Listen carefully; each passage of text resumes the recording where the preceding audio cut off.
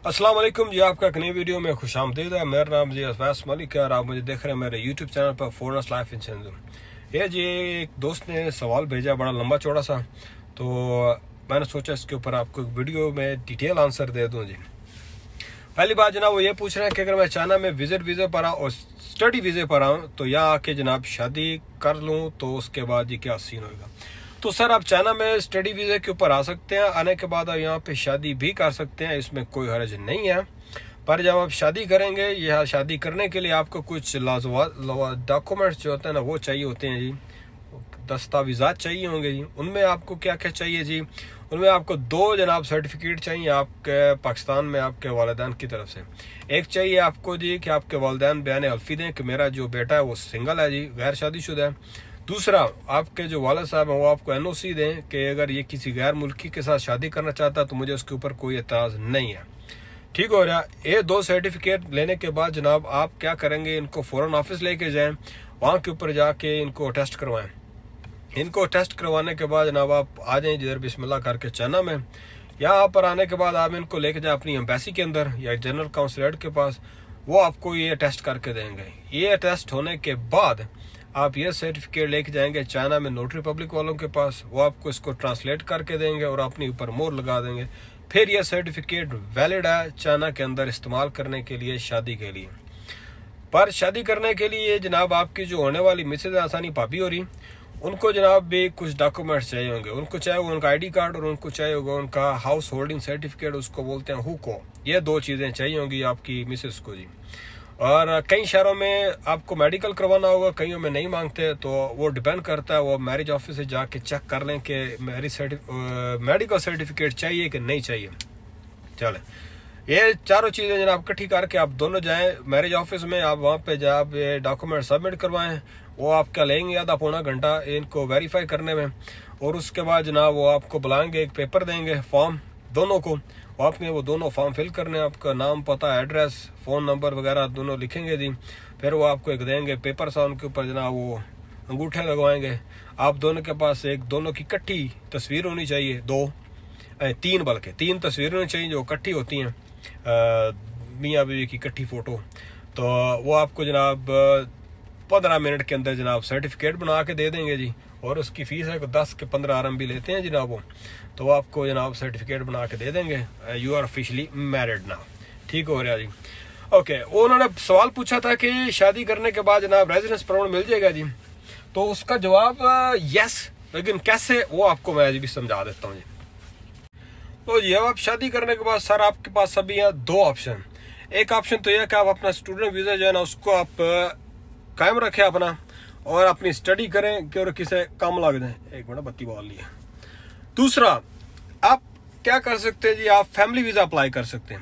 Family visa apply करने के लिए थोड़े बहुत लवाज़िमात डॉक्यूमेंट दस्तावेज़ात चाहिए होंगे जी। वो इस तरह जनाब कि आपके पास सबसे पहले घर होना चाहिए आपकी वाइफ के पास। ठीक हो गया, आपकी वाइफ के पास जॉब होनी चाहिए, टैक्स पेयर होवे। उसके बाद आपके पास बैंक में तकरीबन 1 लाख RMB आपके पास पड़ा होना चाहिए। फिर वो आपको देंगे फैमिली वीज़ा। फैमिली वीज़ा होता है 6 महीने का वैलिड। फैमिली वीज़े के ऊपर आप पढ़ाई नहीं कर सकते, आप जॉब नहीं कर सकते, आप कोई बिजनेस नहीं कर सकते, सिर्फ आप घर बैठ सकते हैं। और अगर जॉब करते हुए या आगे पीछे कुछ बिजनेस में या किसी इस तरह की एक्टिविटी में इन्वॉल्व हुए और पकड़े गए तो सर वो आपका जो फैमिली वीज़ा ना कैंसिल कर देंगे और दोबारा आपको वीज़ा भी नहीं देंगे जी। तो फैमिली वीज़े का ये सीन है सर। फैमिली वीज़ा के बाद जनाब और क्या चक्कर है जी, रेजिडेंस परमिट का इन्होंने पूछा था जी। शादी के बाद रेजिडेंस परमिट मिल जाता है जी सर, रेजिडेंस परमिट मिल जाता है। उसको यहाँ पे भी 5 स्टार ग्रीन कार्ड भी उसको कहते हैं, 10 साल का वो वैलिड होता है और वो बिल्कुल इसी तरह होता है, इस तरह लोकल चाइनीज़ की ID होती है। और उसके ऊपर आपको सेम बेनिफिट मिलते हैं जो यहाँ पे लोकल चाइनीज़ लोगों को मिलते हैं। जॉब कर सकते हैं, घर ले सकते हैं, चाइना ईजी आ जा सकते हैं, कोई वीज़ा वगैरह नहीं चाहिए। उसके ऊपर आपको रिटायरमेंट इंश्योरेंस मिलती है, आपकी जॉब नहीं है तो आपको सोशल इंश्योरेंस, ये वो सारा कुछ वो देते हैं जनाब इधर। तो रेजिडेंस ग्रीन कार्ड के लिए आपको अभी क्या चाहिए सर? ग्रीन कार्ड की पहली शर्त यह है कि आप 5 साल आपकी शादी को होने चाहिए जी। 5 साल शादी के आप फिर ये ग्रीन कार्ड अप्लाई करने के लिए क्वालिफाइड होंगे। दूसरी शर्त इसकी यह है कि आपके पास बैंक में 2 से 3 लाख RMB होने चाहिए और वो 6 महीने से ज़्यादा आपने बैंक में रखने हैं उसकी स्टेटमेंट जो है ना वो आपने देनी है, और फिर जनाब आपका ना वो काम चलेगा। तीसरी शर्त उसके लिए सर ये है कि आपके पास अपना घर होना चाहिए, आपके पास या आपकी मिसेस के पास, दोनों में से किसी एक के पास अपना घर होना चाहिए। चौथी शर्त जनाब उसके ये कि आप टैक्स पेयर हो और आपके पास जनाब स्टेबल जो है ना सोर्स ऑफ इनकम होना चाहिए। उसके बाद जनाब आपको पुलिस क्लीनर सर्टिफिकेट चाहिए, वो आपको मिलेगा आपकी होम कंट्री से। वो मिलने के बाद आपने उसको लेके जाना फॉरेन ऑफिस में, वहाँ से टेस्ट करवाना। फिर आप लेके जाएंगे चाइनीज एम्बेसी में, वहाँ से उसकी लीगलाइजेशन करवाएंगे। फिर आप उसको चाइना लेकर आएंगे। चाइना लेकर आने के बाद आपको दोबारा आपकी एम्बेसी जनरल काउंसलेट में लेके जाना पड़ेगा, वो आपको टेस्ट करेंगे। फिर वो लेके जाएंगे आप चाइनीज नोटरी के पास, वो जनाब आपको करके देंगे ट्रांसलेशन इसकी, तो फिर जनाब ये होगा वैलिड, ठीक हो जाए जी। फिर जनाब फिर आप रेजिडेंस परमिट अप्लाई कर सकते हो। जब आप रेजिडेंस परमिट जी अप्लाई करेंगे, ग्रीन कार्ड ये सारा कुछ जनाब आप जमा करा देंगे, तो 6 से 8 महीने का टाइम होता है, उसमें आपको मिलेगा नोटिफिकेशन। नोटिफिकेशन का मतलब यह है कि आपकी जो एप्लीकेशन है, जो डॉक्यूमेंट्स आपने सबमिट करवाए हैं वो सही हैं या नहीं सही हैं। अगर तो डॉक्यूमेंट्स आपके सही हैं तो फिर आपको बताएंगे आपका जो नेक्स्ट प्रोसेस है ना वो आपका जी शुरू हो गया। तो उसके फिर लग जाते हैं 6 महीने कोई। फिर आपको बुलाएंगे इंटरव्यू के लिए, आपको बुलाएंगे, आपकी मिसेस को बुलाएंगे, आपका कल्ला इंटरव्यू करेंगे। इंटरव्यू करने के बाद आपके जो सवाल जवाब आपने दिए होंगे उनको मिलाएंगे। उनको मिलाने के बाद जना वो कंक्लूजन निकालेंगे कि हाँ जी ये मैरिज फेक है, ये रियल है। उसके अलावा वो काफ़ी कुछ और चेक कर सकते हैं, आपके फ़ोन वगैरह लेके आपकी जो वी चैट हिस्ट्री है वो चेक कर सकते हैं जी। आपके कोई रिश्तेदारों से रब्ता करके पूछ सकते हैं, कोई आपके हमसायों से पूछ सकते हैं, जहाँ पे आप काम करते हैं वहाँ से पूछ सकते हैं, जो आपके कोई सोशल सर्कल में आपके जो कॉमन फ्रेंड्स हैं उनको बुला के उनके साथ कुछ सवाल जो आप कर सकते हैं, मेक श्योर करने के लिए कि आपकी जो शादी है वो असली है और आप जो खुशी ज़िंदगी बसर कर रहे हैं, इस तरह करके। इस सारे चक्कर के दौरान ये आपको लग जाएगा जनाब वाली कोई 1.5 से 2 साल लग जाएंगे। और इस सारे चक्कर के दौरान जो आपने पैसे रखे हुए बैंक के अंदर 2 से 3 लाख RMB वो आप निकाल नहीं सकते, वो आपने फिक्स डिपॉजिट पड़ा रहना चाहिए, ठीक हो रहा है जी। तो ये थोड़ा कम देख लीजिए आपको बारे में है या नहीं बारे में। तो एक दफ़ा आपको ग्रीन कार्ड मिल जाए फिर आप ओके सौखे हो जाएंगे। इधर आपको 1 से 2 जगह पे आप काम कर सकते हैं, आपको वीज़ा वगैरह नहीं चाहिए। पर उसकी शर्त यह है कि आप हर साल चाइना के अंदर 9 महीने आपको रहना है। 3 महीने के लिए आपके आगे पीछे बाहर जा सकते हैं, लेकिन 9 महीने आपका चाइना के अंदर स्टे होना चाहिए, ठीक हो गया।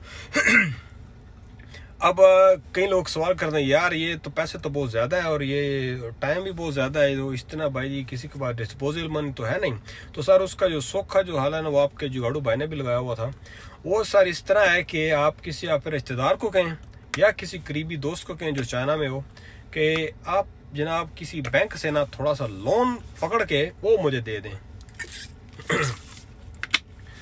तो कहानी जनाब इस तरह है कि ए ने लोन लिया बैंक से 3 लाख RMB 3 साल के लिए। उसके ऊपर आपको जनाब हर साल के ऊपर आपको देना पड़ेगा 5,000 रुपये इंटरेस्ट। 1 लाख के ऊपर आपको साल बाद 5,000 देना। अगर आपने 1 लाख कर्जा लिया बैंक से तो साल के बाद आपको 1,05,000 उनको वापस देना है।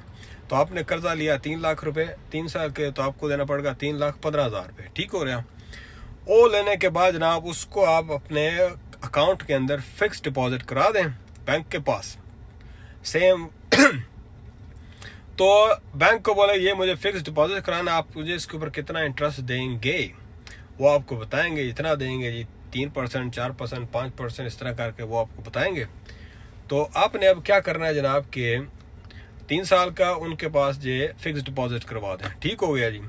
अब जब फिक्स डिपॉजिट आप करवा देंगे 3 साल के बाद जब आपका टर्म पूरी हो जाएगी तो यही 3 लाख रुपए आप उठाएं, ऊपर से जो आपको इंटरेस्ट मिला है वो उठाएं, 3 लाख उनको वापस दें, 15,000 उनके वापस दें, और आपके पास फिर भी कोई 35-40,000 बचेगा। क्योंकि ये जो आप जो बैंक में आप पैसे रखवाते हैं ना उसके ऊपर इंटरेस्ट आपको ज़्यादा देते हैं, 3.2 इस तरह करके वो कुछ देते हैं, तो इससे ज़्यादा बन जाता है, ठीक हो गया जी। ये एक आपको मैं बता देता हूँ। पर आपने या आपकी वाइफ ने इन दोनों कर्जा नहीं लेना। आप किसी फैमिली मेम्बर से कह सकते हैं या किसी करीबी दोस्त से कह सकते हैं कि वो आपको इस तरह करके पैसे उठा के दे दे, तो ये मसला आपका हल हो सकता है। ग्रीन कार्ड के लिए कोई इतनी बड़ा इशू नहीं है।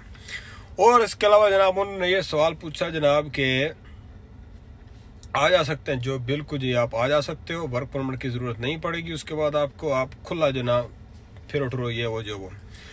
एक आपको जनाब जाते जाते छोटी सलाह दे दें जनाब, इधर चाइना में अगर आप डेटिंग कर रहे हैं किसी को, तो आपको ये मेक श्योर करना है कि वो 20-22 एज की जो ख़वातीन हैं वो हों। इससे ऊपर तो ठीक है, इससे नीचे ना हो। 20-22 मिनिमम एज, इससे नीचे नहीं।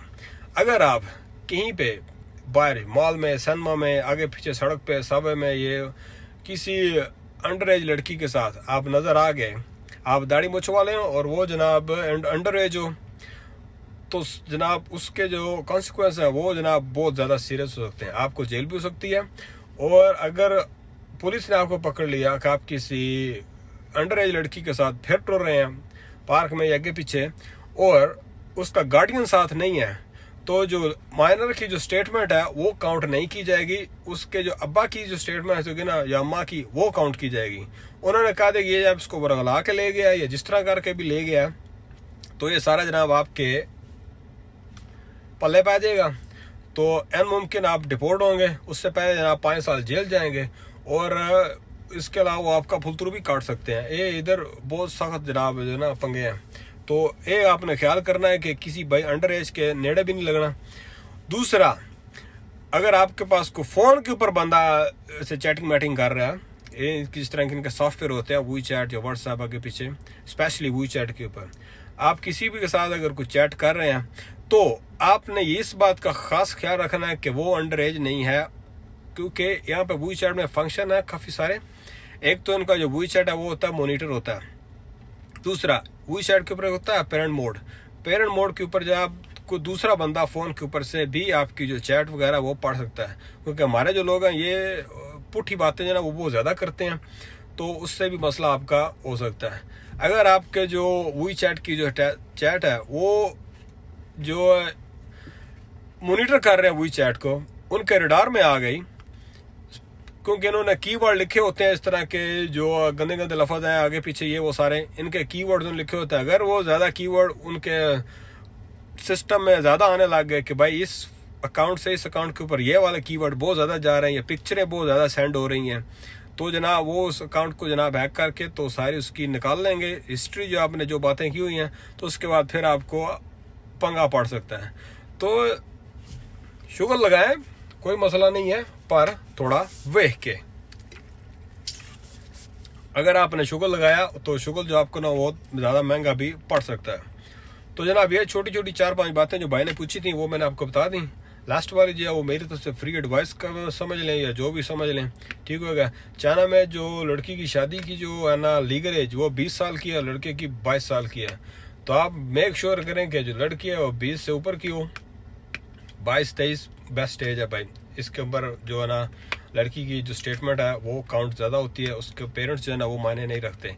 लेकिन अंडर एज में उसके सिर्फ पेरेंट्स की स्टेटमेंट होगी, अब वो जो भी बोल दें तो भाई जी उसकी स्टेटमेंट काउंट नहीं होगी, वो काउंट होगी तो उसके ऊपर जनाब आपको बहुत सारे पुट्ठे नताज का सामना करना पड़ सकता है फजूल में। ठीक हो गया जी। बाकी जनाब आओ बिस्मिल्लाह, if you need anything else just let me know. और कोई सवाल हो किसी भाई का तो जनाब बिस्मिल्लाह करो, सेंड करें तो इंशाल्लाह ज़रूर आपको जवाब देंगे जी। बाकी सब बेहतरीन। अस्सलाम वालेकुम जी।